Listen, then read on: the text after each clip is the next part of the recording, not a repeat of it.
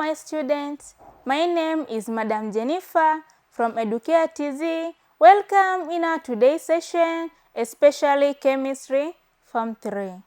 In our today's session, we will discuss a new topic known as compounds of metal. It comprises several subtopics, and the first one is oxide, the second hydroxide, third hydrogen carbonate, fourth nitrate, fifth chloride, and sixth is sulfate. By starting with metal oxide, before proceeding, we have to be familiar with the term compound. Compound is a substance formed by the combination of two elements. And normally, this element one must be a metal and other should be a non-metal. Kwa mfano ambao tunaona reactation, sodium ambao ni metal na chloride ambao ni non-metal, tunapata ni sodium chloride ambao muunganiko wa sodium chloride ndio tunakuwa tunaita compound. Now, an oxide is a compound formed by combination of oxygen and metal element. Note that metal oxide are compound of metal with oxygen. Kwa hiyo tunapokuwa tunamreactisha metal na oxygen, tunakuwa tunapata compound ambayo inaitwa metal oxide. Oxide, they are binary compound. Binary compound inamaanisha kwamba tunakuwa tuna two compound, and within that one compound must be oxygen. Preparation of metal oxide. There are different methods of preparation of metal oxide, and they are of two types. The first one is direct method, and the second is indirect method. Preparation of metal oxide by direct method. In direct method, a metal is directly heated in oxygen to give metal oxide. Example, sodium oxide. Na tunatakiwa kujua kuwa katika direct method tunakuwa tunamchukua metal wetu, kwa mfano metal wa group 1 na group 2, especially alkali and alkaline earth metal. Kwa mfano sodium oxide, tunachukua sodium tunamreactisha na oxygen wetu, tunakuwa tunapata sodium oxide.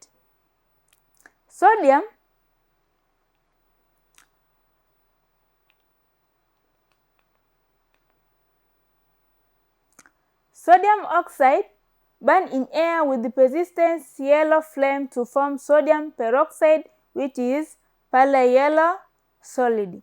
Tunapokuwa tunamchukua sodium tukamreactisha na excess oxygen, tunakuwa tunaenda kupata sodium peroxide. Lakini tunapokuwa tunamchukua sodium tukamreactisha au tukamexpose katika air, it react with oxygen to form sodium oxide, which is whitish gray solid. Sodium wetu huyo hapa tukimban katika normal air tunapata sodium oxide. Lakini tukichukua sodium tukamban in excess air tunakwenda kupata ni sodium peroxide. Note that sodium is stored under oil to prevent reaction with oxygen at room temperature. Tunajua kwamba group 1 element and group 2 element, these are mostly reactive metal, and when they are exposed in air they tend to react to form sodium oxide. Kwa hiyo kulingana na hii hapa tendency, sodium tunakuwa tunaistore katika oil kuweza kuprevent oxidation. Magnesium oxide.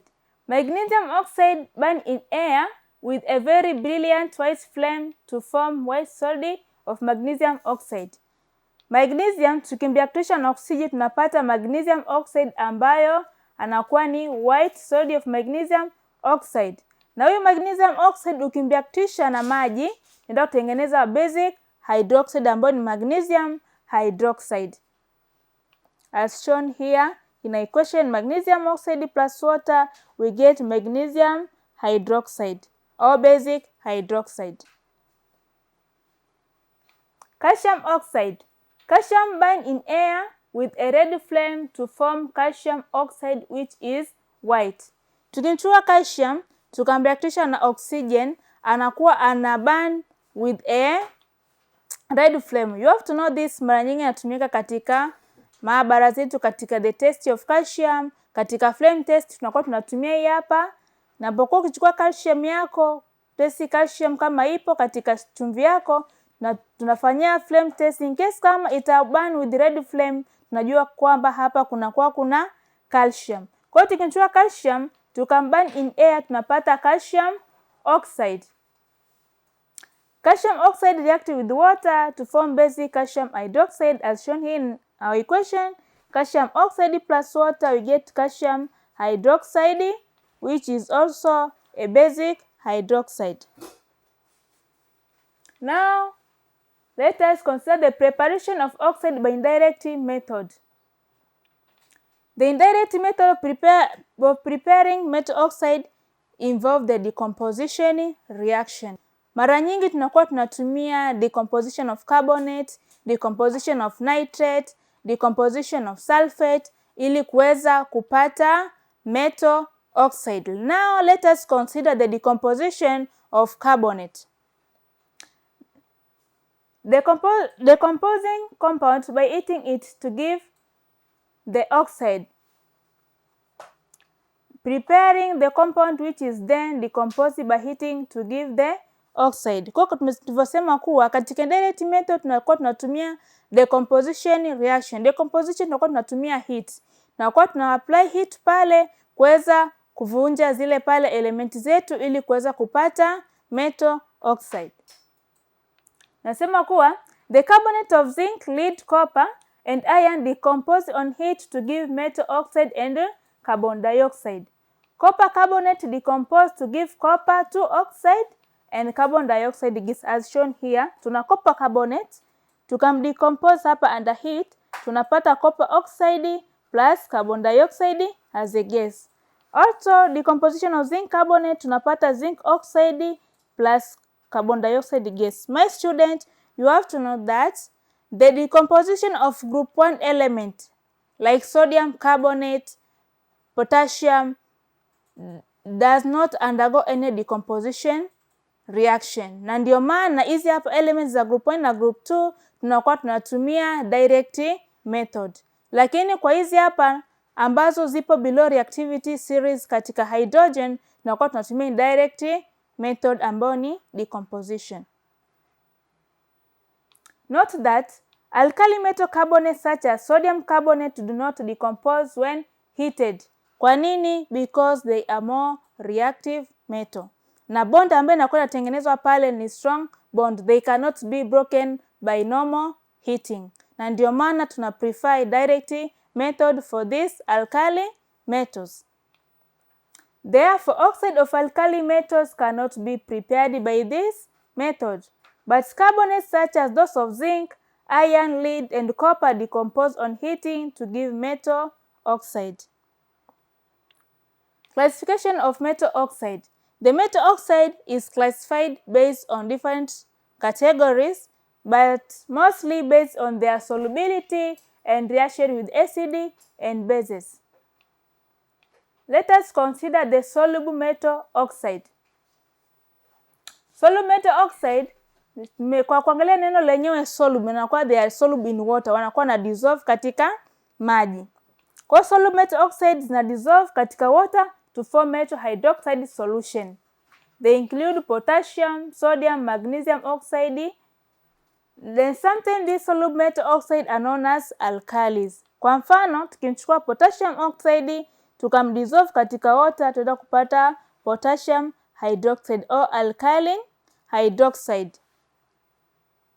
Insoluble metal oxide do not dissolve in water. Tukana neno lenyewe insoluble inakuwa hazidissolve. Most metal oxide are insoluble in water. Those include aluminum oxide, zinc oxide, lead, copper oxide, and iron 2 and iron 3 oxide do not dissolve in water.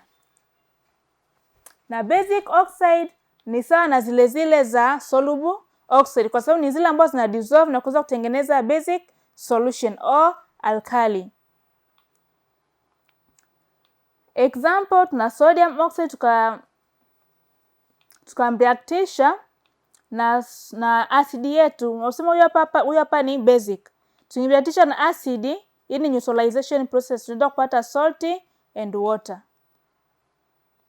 Amphoteric metal oxide ni zile oxide zenye both basic and acidic properties. Na hizi hapa mara nyingi ni kama aluminium oxide, zinc na lead. Wanakuwa na uwezo kuweza kureact with both acid and base. Kwa mfano tukimchukua aluminium, leo lead au zinc oxide, tukamreactisha na acid, tunaenda kupata chumvi yetu ambayo ni lead chloride plus water.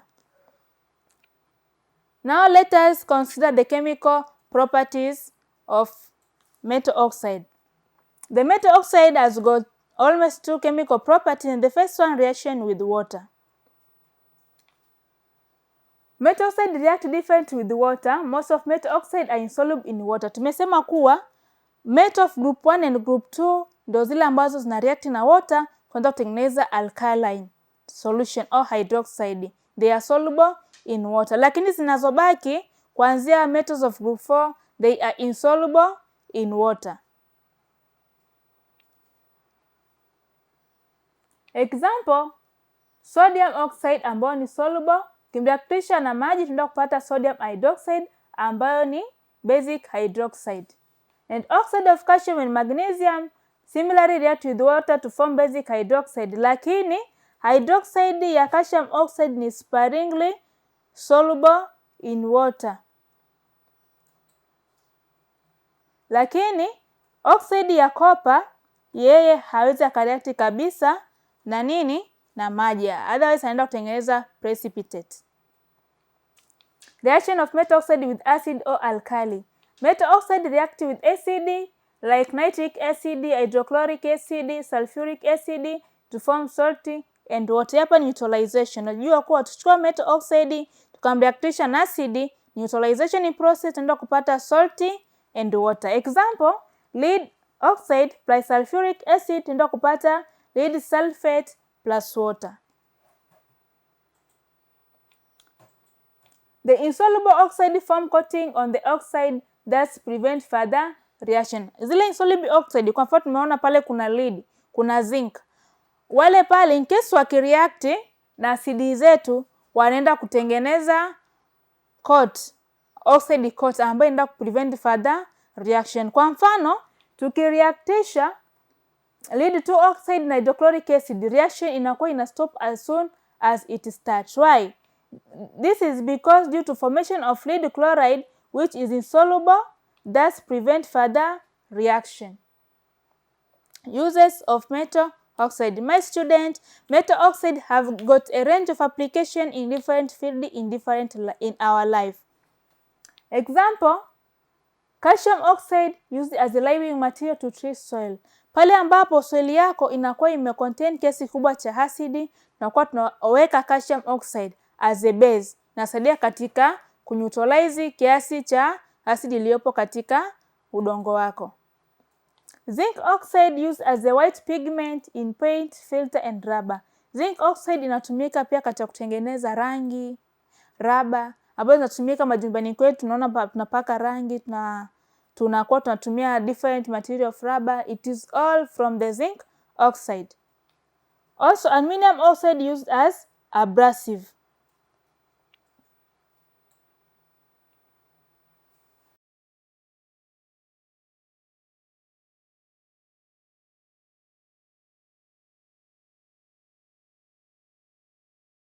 Consider the uses of metal oxide. The metal oxide have got uses in different fields in our life. Example, calcium oxide is used as a liming material to treat soil.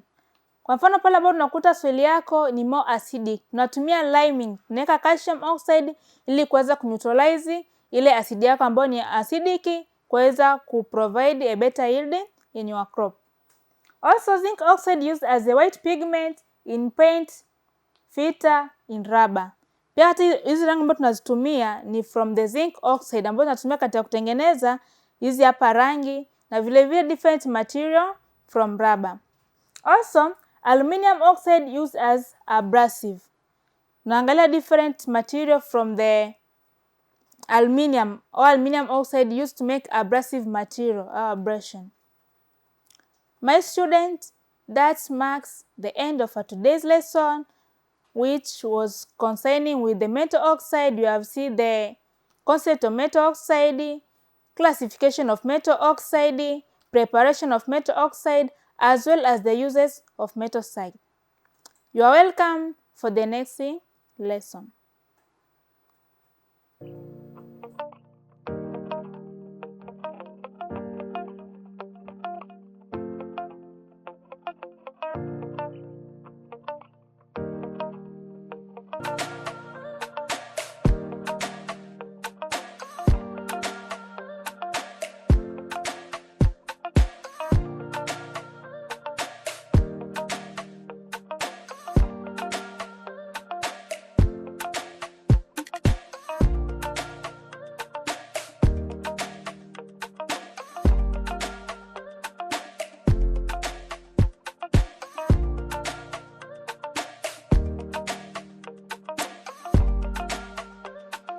Purchase your tracks today.